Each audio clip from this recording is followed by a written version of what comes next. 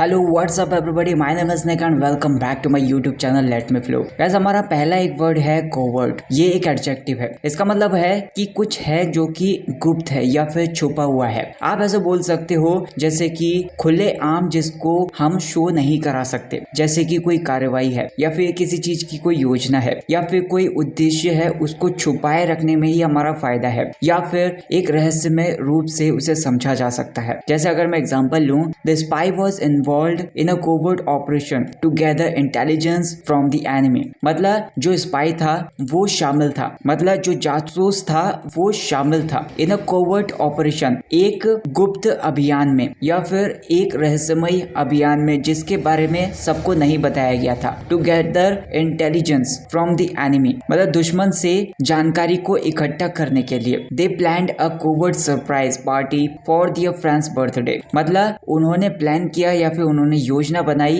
अ covert surprise मतलब एक गुप्त सरप्राइज पार्टी। किसके लिए? अपने दोस्त के बर्थडे के लिए। The military carried out a covert operation in enemies territory मतलब द मिलिट्री कैरिड आउट मतलब उन्होंने चलाया, किन्होंने? मिलिट्री ने चलाया अ कोवर्ट ऑपरेशन, एक ऐसा ऑपरेशन चलाया जिसके बारे में सबको नहीं बताया गया था या फिर एक गुप्त अभियान चलाया इन द एनिमीज टेरिटरी, दुश्मन के क्षेत्र में। अगला वर्ड है हमारा ओनस। ये एक नाउन है, मतलब किसी चीज के लिए दायित्व बोल सकते हो या फिर किसी पर्सन का कोई कर्तव्य बोल सकते हो। मतलब जैसे किसी काम का या फिर किसी जिम्मेदारी का भार बोल सकते हो या फिर कोई कर्तव्य बोल सकते हो जिसे करना बहुत ज्यादा जरूरी होता है। इसे किसी पर्सन के दायित्व के रूप में देखा जा सकता है या फिर किसी ग्रुप के दायित्व के रूप में देखा जा सकता है। जैसे एग्जाम्पल है, the owners of completing the project on time was on the team leader मतलब the owners of completing the project मतलब जो प्रोजेक्ट को पूरा करने का दायित्व था या फिर जो प्रोजेक्ट को पूरा करने का काम था वो टीम लीडर पर था। was on the team leader। It's owners of every citizen to follow the law मतलब हर एक सिटीजन का या फिर हर एक नागरिक का दायित्व है या फिर कर्तव्य है कि वो कानून का पालन करें। The owners of maintaining cleanliness in the house falls on everyone living there मतलब the owners of maintaining cleanliness in the house मतलब घर में स्वच्छता बनाए रखने का जो दायित्व होता है या फिर कर्तव्य होता है वहां पर रहने वाले सारे लोगों के ऊपर है। अगला वर्ड है हमारा इंट्रिगिंग। ये एक एडजेक्टिव है, मतलब कोई चीज है या फिर कुछ है जो कि बहुत ज्यादा आकर्षक है, बहुत ज्यादा इंटरेस्टिंग है, बहुत ज्यादा दिलचस्प है, जिसकी वजह से जिज्ञासा पैदा हो जाती है या फिर रुचि पैदा कर देने वाला है। अब ऐसी कोई चीज है जो कि रहस्यमय हो सकती है, अब बहुत ज्यादा दिलचस्प हो सकती है। जैसे the plot of the novel was so intriguing that I could not stop reading मतलब जो नोवेल की कहानी इतनी दिलचस्प थी कि मैं इसे पढ़ना बंद नहीं कर सका। मतलब इतनी इंटरेस्टिंग लग रही थी या फिर बहुत ज्यादा आकर्षक लग रही थी या फिर बहुत ज्यादा दिलचस्प लग रही थी, मैं अपने आप को पढ़ने से नहीं रोक सका। His intriguing speech kept the audience engaged through out the presentation मतलब उसकी जो इंट्रिगिंग स्पीच थी या फिर जो दिलचस्प भाषण था उसके जो प्रेजेंटेशन था उसने पूरे के पूरे प्रेजेंटेशन के दौरान दर्शकों को बांधे रखा क्योंकि वो इतना आकर्षक था या फिर इतना दिलचस्प था। The intriguing design of the new building attracted everyone's attention मतलब जो इंट्रिगिंग डिजाइन है या फिर जो दिलचस्प डिजाइन है नई बिल्डिंग का, अट्रैक्टेड एवरीवन्स अटेंशन मतलब हर किसी का ध्यान उसने अपनी ओर आकर्षित कर लिया। नेक्स्ट वर्ड है हमारा ब्रेजन। ये एक एडजेक्टिव है, मतलब कोई पर्सन है जो कि ढीठ है या फिर बहुत ज्यादा बेशर्म है, बिना किसी संकोच के या फिर बिना किसी शर्मिंदगी के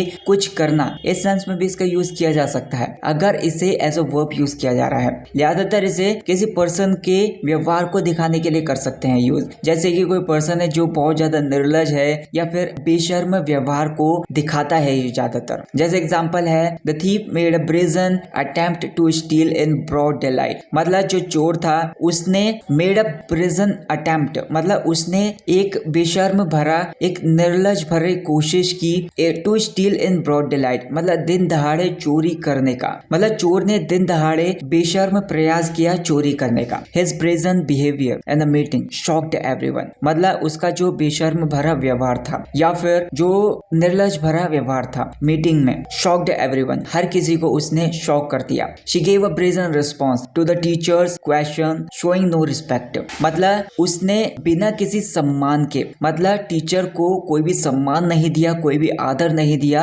और टीचर के जवाब का सवाल दिया। She gave a brazen response, एक बेशर्मी भरा जवाब दिया to the teacher, अपने टीचर को। नेक्स्ट वर्ड है हमारा umbrage। ये एक नाउन है, मतलब किसी पर्सन की नाराजगी बोल सकते हो या फिर किसी पर्सन को चोट पहुंचा देने वाली स्थिति बोल सकते हो। मतलब एक ऐसी स्थिति है जिसमें कोई पर्सन है जिसमें वो बहुत ज्यादा मतलब अपने आप को नाराजगी से भरा हुआ महसूस कर रहा है या फिर उसको बहुत ज्यादा चोट लग गई है किसी बात से, जैसे किसी के व्यवहार का वो बुरा मान गया है या फिर किसी ने कोई कमेंट कर दिया है तो उसकी वजह से उसे क्रोध हो गया है अपने अंदर या फिर उसको बहुत ज्यादा बुरा लग गया है। जैसे एग्जांपल है she took umbrage at the rude remarks made during the meeting. मतलब उसने मीटिंग के टाइम पर जो भी रूड बिहेवियर के साथ कमेंट पास किया गया था या फिर टिप्पणी की गई थी उसके ऊपर नाराजगी जताई। She took umbrage when his colleagues ignored his suggestions. मतलब जब उसके कलीग्स ने या फिर सहयोगियों ने उसके जो सजेशंस थे उनको नजरअंदाज कर दिया तो उसे बहुत ज्यादा चोट लग गई या फिर उसे बहुत ज्यादा बुरा लग गया या फिर उसको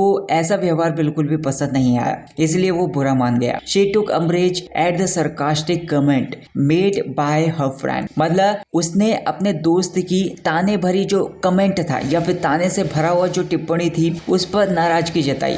अगला वर्ड है हमारा स्टैंड ऑफ। ये एक नाउन है, मतलब जैसे गतिरोध बोल सकते हो आप, ऐसे भी बोल सकते हो। एक ऐसी सिचुएशन है जहाँ पर दो पक्ष किसी समझौते पर पहुंचने के लिए तैयार नहीं होते या फिर किसी समाधान पर पहुंचने के लिए तैयार नहीं होते, तो ये एक तरीके का गतिरोध है जहाँ पर कोई भी पक्ष झुकने के लिए तैयार नहीं होता। जैसे the border dispute led to a stand off between the two nations. The border dispute मतलब जो बॉर्डर डिस्प्यूट है या फिर जो सीमा पर विवाद है उसने led to a stand off मतलब उसने गतिरोध पैदा कर दिया है। बिटवीन द टू नेशंस मतलब दो देशों के बीच में। The negotiation between the employees and the management ended in a stand off. मतलब जो नेगोशिएशन था बिटवीन द एम्प्लॉयज मतलब जो कर्मचारियों के बीच में और मैनेजमेंट के बीच में बातचीत हो रही थी या फिर जो भी नेगोशिएशंस था, ended in a stand of वो एक गतिरोध पर समाप्त हुआ। मतलब दोनों के बीच में एक बैरियर जैसा खड़ा हो गया, कोई भी झुकने के लिए तैयार नहीं हो रहा था। The argument at the meeting resulted in a stand of with neither party agreeing. मतलब जो आर्ग्यूमेंट था मीटिंग में या फिर जो बहस चल रही थी या फिर जो गर्मा गर्म बहस चल रही थी मीटिंग में एक दूसरे को लेकर, तो इसका रिजल्ट ये हुआ कि एक गतिरोध वहां पर पैदा हो गया जहां पर कोई भी पार्टी झुकने के लिए तैयार नहीं हो रही थी या फिर कोई भी पार्टी या फिर कोई भी पक्ष सहमत नहीं हुआ इस बात को लेकर। अगला वर्ड है हमारा ट्रांसग्रेस। ये एक वर्ब है, इसका मतलब होता है अतिक्रमण करना। आप ऐसा बोल सकते हो जैसे किसी कानून की सीमाओं का उल्लंघन करना या फिर कोई भी नियम है उसकी सीमाओं का उल्लंघन करना या फिर नैतिक आचार संहिता है उसकी सीमाओं का उल्लंघन करना। मतलब कोई भी सीमा है उसका अतिक्रमण करना, उसको पार कर देना या फिर उसको फॉलो न करना। Anyone who transgress the law will face a strict punishment. मतलब जो भी कानून का अतिक्रमण करेगा या फिर उसको फॉलो नहीं करेगा उसे कड़ी सजा का सामना करना पड़ेगा। He apologized for transgressing the company's policy। मतलब उसने कंपनी की जो पॉलिसीज थी उसका अतिक्रमण करने के लिए माफी मांगी या फिर उसको फॉलो ना करने के लिए माफी मांगी या फिर उसका उल्लंघन करने के लिए माफी मांगी। एक और एग्जांपल है the government want against transgressing international borders. मतलब जो गवर्नमेंट है या फिर जो सरकार है उसने इंटरनेशनल बॉर्डर्स का अतिक्रमण ना करने की चेतावनी दी। मतलब इंटरनेशनल बॉर्डर्स को ये चेतावनी दी कि वो कोई भी अतिक्रमण ना करें या फिर कोई भी रूल का उल्लंघन ना करें। अगला वर्ड है हमारा मिसट्रस्ट। ये एक नाउन है, मतलब किसी चीज को लेकर अविश्वास बोल सकते हो। जैसे कोई पर्सन है या फिर कोई भी चीज है उस पर विश्वास ना होना या फिर उस पर ऐसे विश्वास नहीं है, बिल्कुल भी भरोसा नहीं है, तो एक ऐसी सिचुएशन को आप मिसट्रस्ट बोल सकते हो। There was growing mistrust between the two countries due to espionage activities. मतलब जो एस्पियनाज एक्टिविटीज हैं या फिर जो जासूसी एक्टिविटीज हैं उसकी वजह से दोनों देशों के बीच में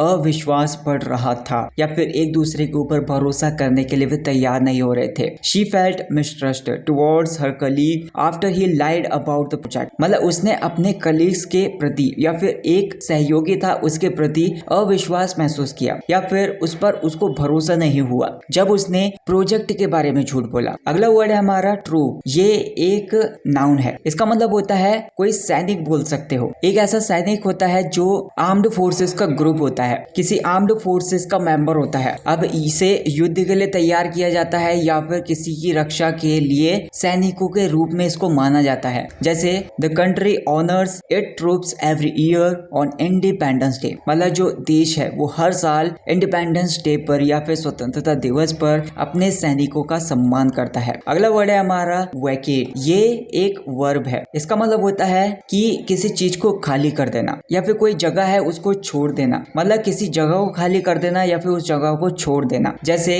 the residents vacated their homes due to the approaching storm. मतलब तूफान आने की वजह से जो वहाँ के लोग थे या फिर जो वहाँ के निवासी थे उन्होंने अपने घरों को खाली कर दिया। They vacated their hotel room early in the morning. मतलब उन्हें सुबह सुबह जल्दी अपने होटल का कमरा खाली कर दिया उन्होंने। The students vacated the classroom as soon as the bell rang. मतलब जैसे ही घंटी बजी। अब स्टूडेंट्स ने कक्षा को खाली कर दिया या फिर क्लास को छोड़कर वे चले गए। अगला वर्ड है हमारा मिसगिविंग। ये एक नाउन है। इसका मतलब होता है किसी चीज को लेकर संदेह बोल सकते हो या फिर किसी चीज को लेकर कोई शक बोल सकते हो। जैसे एग्जांपल है I had misgiving about starting a new job without proper training. मतलब मुझे बिना किसी प्रॉपर ट्रेनिंग के नई नौकरी शुरू करने के बारे में संदेह था या फिर मुझे डाउट था या फिर इस चीज को लेकर मैं श्योर नहीं था या फिर चिंता थी मेरे मन के अंदर बहुत सारी। The misgivings of public regarding the new law were addressed in the meeting. मतलब नए कानून के बारे में जो लोगों के अंदर शक था तो उसका समाधान मीटिंग में किया गया। So that's it guys for this video. I hope आपको ये वीडियो पसंद आई होगी। आपके जो भी डाउट्स हैं, आपके जो भी वर्ड्स हैं, उन सारे वर्ड्स को मुझे कमेंट सेक्शन में बताइए ताकि मैं उनको अपने वीडियोस में लेकर आपके डाउट्स को क्लियर कर सकूं। अगर आपको ये वीडियो पसंद आई हो तो वीडियो को लाइक कर देना, चैनल को सब्सक्राइब कर देना। Thank you so much for watching this video.